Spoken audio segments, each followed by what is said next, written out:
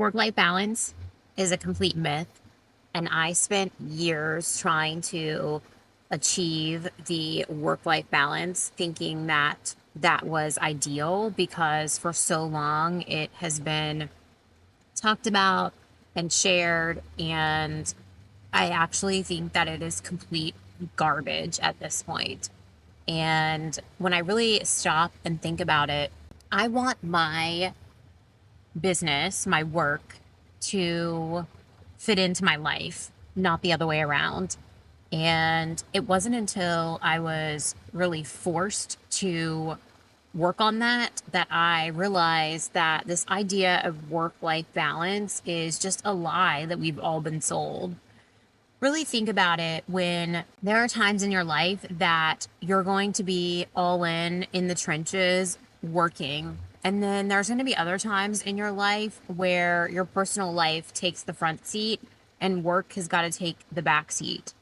And the last 10 days have been really, really intense in my life. One of my dogs, Elvis, was back and forth to the vet, and then we ended up in the ER 3 times, spent 2 full days there trying to figure out why this poor dog could not open his mouth to eat or drink, and he was in so much pain. And within that, I did a lot of waiting around and had a lot of time to think, and I wasn't able to run any appointments physically in my business, so I wasn't on site, but I had coverage and still did Zoom calls, still took my meetings for the most part. And I realized that within all of this chaos and darkness that was going on, because there was a point that we weren't sure that Elvis was going to be with us because we didn't know what was wrong. And I realized what a blessing it is that it's taken me way too long and I've made a lot of wrong turns in getting there. But for the most part, work fits in with my life. And I think that that's what we should all be going after. And that's not to say that there aren't times where work has to take the front seat and I've got to shift some things around in my personal life to make it all work. But in return, the same is true for when life comes up, that sometimes work has to take a back seat. Like this idea that it's ever going to be 50-50, I just simply do not buy into it anymore. And when you're building your real estate business, don't make the same mistakes that I did of putting work first for years. I missed out on holidays, birthdays, Mother's Day, Father's Day, not every single year, but there are so many times, I don't even have enough fingers to count, that I was building my business and sacrificing my personal life. And I don't think that it has to be that way. I think that times have evolved and changed to where you can successfully build a real estate business that fits in with your life, not the other way around. And it doesn't have to be this all or nothing mentality, which is something that I had for years. I was a number one subscriber to the hustle culture. And I'm not saying that you aren't going to have to make sacrifices to become successful in real estate. You absolutely are. But within that, I think that where I really went wrong was thinking that I constantly had to be available for clients. I was terrible at saying no and setting boundaries and sticking to them. I would ignore red flags when having a buyer or a seller consultation. It took me 4 overpriced listings to finally learn the lesson of not taking an overpriced listing and knowing that when it comes to pricing someone's home, I know better than they do. And I missed out on a lot of things because of that. And it's not that I regret it. I don't, because I don't think that I would be where I am today had I not gone through all of that. But I do think that if you're a new agent, that you can avoid all of that. You do not have to completely give up your personal life to have a successful real estate business. And This past 10 days is what really made me think about all of this because my attention was 95% on Elvis and advocating for him to get the test that he needed to determine what was wrong with him, and literally spending one 8 hour day and one 10 hour day at the ER just with him. And I really felt blessed in that moment of, yes, I'm going through this horrible thing with my dog, but I was also able to take calls, to send emails. I wrote a listing description. All of that worked in with what my top priority was. And to me, that is work life balance. It's not that you work X amount of hours every single day and then cut it off and immediately dive into your personal life. They should integrate with one another. That is the world that we live in today. Shouldn't be a bad thing, even if you have a 9 to 5. Maybe you're a part-time agent right now and you are working really hard to ramp up and get to the point that you're a full-time agent.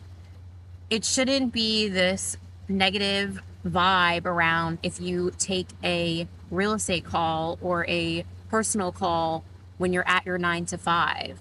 That is okay. We are not designed to clock in and clock out and be focused on work for 8 hours straight a day. We're humans. We need a break. And I think that when you are working on creating your business and getting it off the ground, just keep in your mind and have it just in your thought process of factoring in time to breathe, to go out for a walk, to take care of some personal things. I am a big believer in time blocking, but I think that time blocking, people hear it and in general immediately think that it's these restrictive blocks of time. And I was one of those people. I really, really fought time blocking for so long, but time blocking is simply allocating time to do what you need or want. You could block time out once a week to call your mom or to go get your hair done or your nails done or to mow the yard. Time blocking is not just for work. Time blocking is to make sure that you have control of your schedule and the day isn't running you.